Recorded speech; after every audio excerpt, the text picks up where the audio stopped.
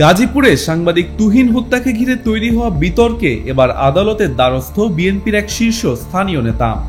তার অভিযোগ, জাতীয় নাগরিক পার্টি এনসিপির উত্তরাঞ্চলীয় মুখ্য সংগঠক সার্জিস আলম ঘটনার সঠিক তথ্য না জেনেই বিএনপিকে জড়িয়ে চালিয়েছেন অপপ্রচার। আর এই অভিযোগই তাকে নিয়ে গেছে আদালতের কাঠগড়ায়।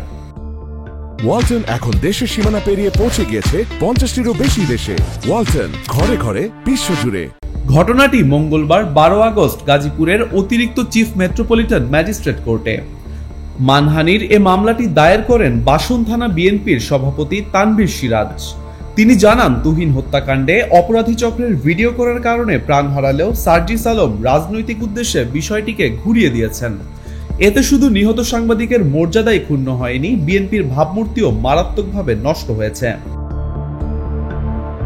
শুনানিতে আদালত ঘটনাটিকে আমলে নিয়ে দ্রুত তদন্তের নির্দেশ দেন।